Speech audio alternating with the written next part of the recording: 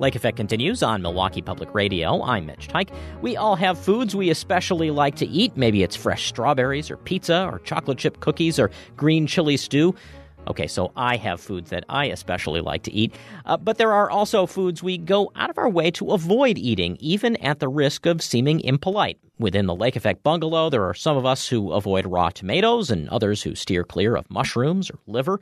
It's that latter category that interests food writer Stephanie Lucianovic. She considers herself a recovering picky eater, but one who remained curious about why there are foods that just turned her off. Her new book is called Suffering Succotash, a picky eater's quest to understand why we hate the foods we hate. And she joins us now via Skype from her home in California. Welcome to the show. Thank you. I'm very happy to be here. Let me start with a question that probably most people, or at least most adults, probably go to first. You can't talk about picky eating without talking about specific foods. Is there data out there that lays out what foods are most often avoided? What are the kinds of foods that picky eaters try to stay away from? It's honestly so varied that it's hard to say that there's evidence that there's very specific foods. However, anecdotally, I learned from scientists that tomatoes are one of the most hated foods. And then from my own polling, and also because I happen to hate them, I found a lot of raisin haters. But, the Huffington Post, I think, once put out a list of what they called controversial foods. And on that list were mushrooms, because of their, obvious sliminess, cilantro, peppers, usually green peppers for some reason. And then you can take in whole areas of food groups like just all vegetables or all meats or surprisingly sometimes all pastas.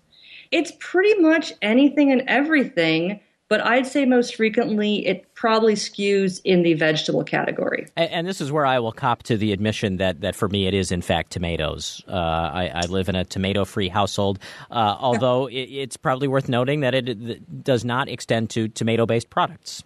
So you're okay with ketchup or tomato sauce? Ketchup, tomato sauce, salsa, just the raw vegetable itself, or fruit, I guess tomato technically is. So is it texture or flavor for you? It is both, actually. Huh. For me, it feels as though it's the flavor isn't a good one for me, and the food itself doesn't feel like it's fully formed yet. Yeah, that's definitely a common reaction that I have found, and it's not necessarily one that is alien to myself because I like tomatoes, but I have my own ways that I want to eat them. I won't, for instance, eat cherry tomatoes whole because there's too much skin. Slices, salted, I'm okay with. Homemade tomato sauce, I make all the time, but I usually tend to puree it, so it's, all one texture. It no longer really resembles a tomato by the time it's sauce. Yeah, exactly. Well, so the book lays out your quest to understand why you went from picky eater to reformed picky eater, if you will. Mm-hmm. But as I think you just alluded to, one of the points that comes up pretty early on is that picky eating itself is a pretty subjective quality to quantify. It's as subjective as anything we like or dislike, whether it's color or scent.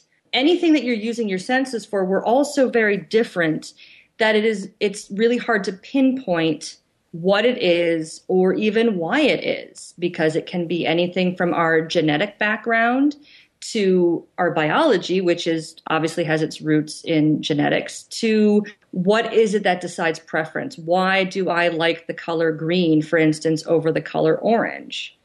Well, and what was your sense of your own picky eating? How picky did you think you were when this quest began? Well, when the quest began, I thought that I was recovering. I thought that I was beyond my picky stage. I was more foodie than I was picky. But I also had the belief that in my picky heyday, before I was 27, I was extremely picky. And in my research, I came to find that there are people out there as adult picky eaters, because that's what the book mainly concentrates on, who are much worse off than I was, in the sense that I ate far more than they do today. Because my pickiness, the way I dealt with it, didn't impact my health, it was also handleable, although still very socially, it produced a lot of anxiety socially. Right, and you actually write about a really unpleasant memory of being forced to eat acorn squash when you were young and staying at someone else's house, and said this kind of really did have a lasting anxiety effect on you. Oh, yeah, it did. It really did. I'm still not a big lover of squash, although I've had it different ways. I've sort of taken control over how I want it cooked because I manipulate the texture or the flavor and I change it so I like it more because I mix it in with stuff I like. But yeah, it really did. And as a kid, that was, well, I'm not going to say it was seriously damaging. I still remember it, obviously. But I think as an adult, it was in a way worse because you're so much more aware of how you're supposed to act in a social situation. You're more aware of the social norms and you care more about not offending people. As a kid, what takes precedence in your mind is not so much like that you care you're offending the parent. You care about not eating that food ever.